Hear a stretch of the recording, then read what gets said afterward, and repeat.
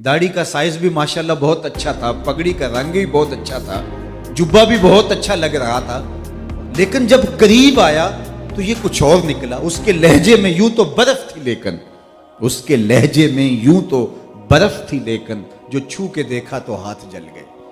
تو یہ نہیں کہ تم دور سے اچھے اچھے بھلے بھلے مسلمان دکھائی دو، لیکن تمہارے قریب کوئی ہو کے دیکھے تو تم جو ہے وہ کچھ اور دکھائی دو۔ نہیں، دور سے بھی اچھے مسلمان دکھائی دو، دور سے بھی عاشق رسول دکھائی دو، لیکن جب تم قریب آؤ تو لوگ کہ یار اس سے رشتہ داری کر کے مزہ آ گیا، حضور کے عاشق ایسے ہی ہوا کرتے ہیں، اس سے کاروبار کر کے لطف آ گیا، حضور کے غلام ایسے ہوا کرتے ہیں، اس کی ہمسائیگی میں گھر بنا لیا، مزہ آ گیا، حضور علیہ الصلوۃ والسلام کے نوکر ایسے ہوا کرتے ہیں۔ تمہارے رویے موہ لیں دلوں کو، تمہارا طرز معاشرت جو ہے وہ لوگوں کو قریب کر لے۔ تم جب کسی کے پاس بیٹھو تمہارے وجود سے حضور کے پیار کی خوشبو آنا شروع ہو جائے۔ نفرتوں کے سبق نہ پڑھاؤ، لوگوں کو محبتوں کی بولیاں سکھاؤ، پیار بانٹو، امت کی وحدت کے لیے کوشش کرو، عمل اور رویے میں اتنی خوبصورتی پیدا کر لو کہ تمہیں دیکھتے ہی حضور علیہ السلام کی یاد آنے لگ جائے۔ آج امت کو اس کی ضرورت ہے، محبت رسول، محبت رسول، محبت رسول۔ میں 1000 بار بھی کہوں، لیکن اگر میرا عمل اس کی گواہی نہیں دیتا تو یہ میرا کہنا صرف میری زبان تک محدود رہ جائے گا۔ میرا عمل اس کی اگر گواہی دیتا ہے تو پھر میں زبان سے نہ بھی بولوں، میرے بدن سے نکلتی خوشبو بولے گی کہ عشق رسول یہ ہوا کرتا ہے۔ اقبال نے کہا تھا، چوں بنا میں مصطفیٰ خانم درود، از خجالت آب می گردد وجود، عشق می گوید کہ محکوم غیر، سینائے تو از بتا مانند دیر، تا نداری از محمد رنگ و بو، بر زبان خود میالہ نام او۔ اور میرے شیخ نے اس کا ترجمہ یوں کیا، یاری لا تو پاک نبی سنگ، اے پر پوری یاری، یاری لا تو پاک نبی سنگ، اے پر پوری یاری، پھر درود قبول ہے تیرا لکھ نہ لوں ایک باری۔ تو ان سے تعلق باطن اتنا مضبوط اور اتنا دل آویز پیدا کیا جائے تو حضور کا لایا ہوا نظام دین، نظام شریعت، حضور علیہ السلام کا طریقہ سب سے پہلے ہم اپنے اوپر نافذ کریں، اپنی نسل پر نافذ کریں، پھر اس کی خوشبو پھیلنا شروع ہو جائے گی۔ اور آقا کریم علیہ السلام کی زندگی کردار سے عبارت ہے۔ 63 سالہ حضور کی حیات ظاہریہ ہے۔ 63 سالہ حیات ظاہریہ میں جو حضور کو کام سونپا گیا تھا، هو الذی ارسل رسولہ بالہدی ودین الحق لیظہرہ علی الدین کلہ، تمام ادیان پر دین اسلام کو غالب کرنا، یہ حضور کی ذمہ داریوں میں شامل تھا۔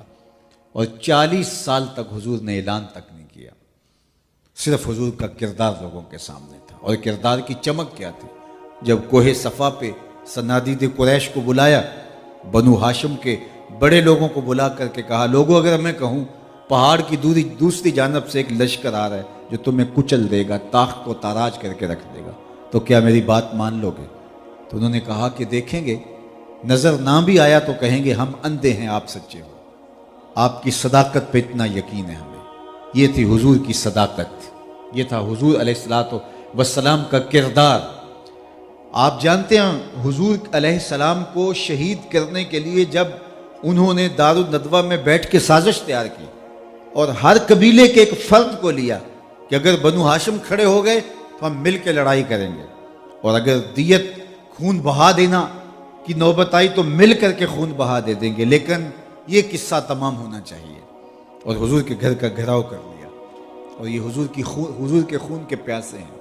حکم ہجرت آ جاتا ہے، حضرت سیدنا علی المرتضیٰ کو حضور بلا کہتے ہیں، علی میرے بستر پہ لیٹ جاؤ اور ان کی امانتیں دے کے تم بھی مدینے چلے آنا۔ جو خون کے پیاسے بن کے چاروں طرف کھڑے ہیں، چراغ زندگی بجھانے کے درپے ہیں، ان کی امانتیں حضور کے گھر میں پڑی ہیں۔ ایک تو دیکھیے انہیں بھی پتا تھا جو بھی ہو جائے ہماری امانتیں ضائع نہیں ہوں گی، اور دوسرا ان مشکل حالات کے اندر بھی کہا علی تم لیٹ جاؤ میرے بستر پہ اور ان کی امانتیں دے کے تم واپس چلے آنا۔ یہ کردار ہوتا ہے۔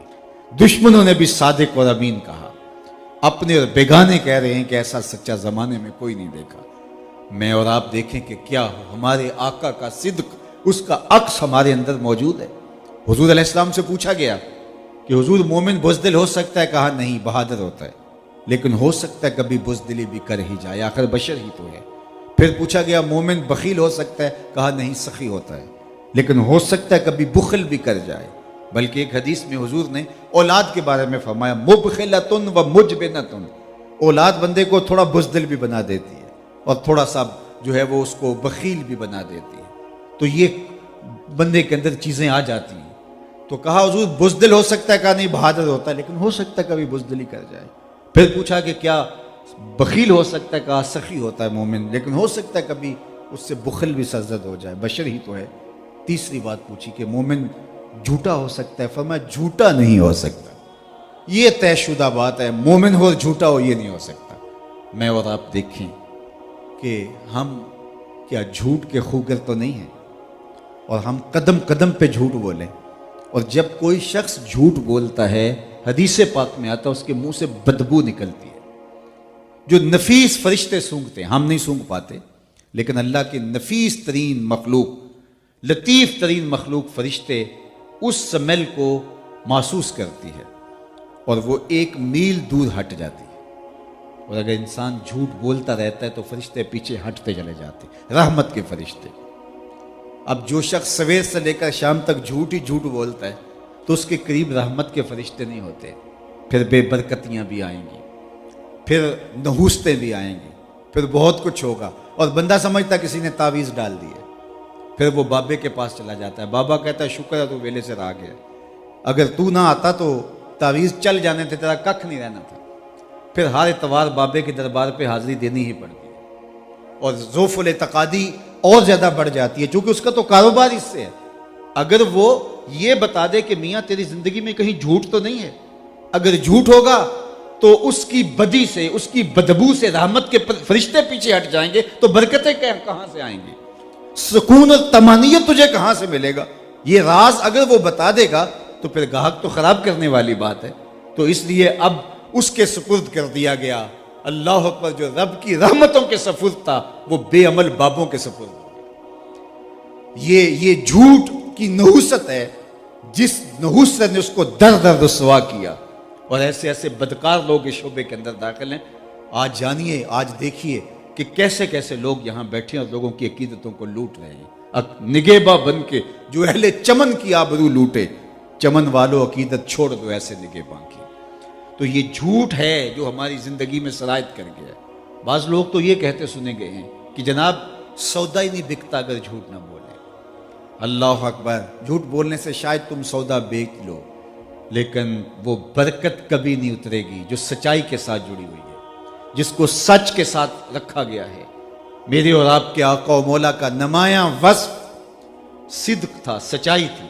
ایک امتی ہونے کا حق تبھی ادا کر سکتا ہے کہ اس کے اندر یہ وصف موجود ہو. جب حضور علیہ السلام پر پہلی وحی نازل ہوئی تو ام المومنین حضرت خدیجہ الکبریٰ رضی اللہ تعالی عنہا سے حضور نے کہا زملونی، مجھے چادر اڑا دو، مجھے سردی محسوس ہو رہی ہے. تو انہوں نے ایک جملہ حضور سے کہا تھا، 7-8 اشیاء پر مشتمل مختلف احادیث کا خلاصہ ہے. کلا واللہ لا یخزیک اللہ ابدا، اللہ کی قسم آپ کبھی بھی بے آبرو نہیں ہو پائیں گے. انک لتصل الرحم، اس لیے کہ آپ صلہ رحمی کرتے ہیں.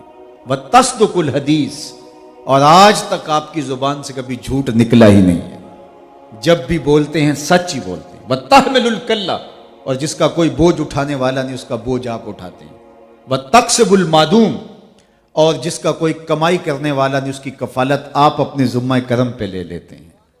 اللہ اکبر. وتقری الضیف، اور مہمان نوازی آپ کا وتیرہ ہے، آپ کی زندگی کا اسلوب ہے. وتعین علی نوائب الحق، اور راہ حق کے مسافروں کی آپ مدد کرتے ہیں. اور ایک حدیث میں وتود الامانہ، اور آپ امانت کی ادائیگی کا جو حق ہے وہ ادا کرتے ہیں. تو جب یہ وصف آپ کے اندر پائے جائیں گے تو پھر آپ کبھی بھی زندگی کے اندر ناکام نہیں ہوں گے. اللہ کے محبوب علیہ السلام نے ایک دن وضو فرمایا اور صحابہ وضو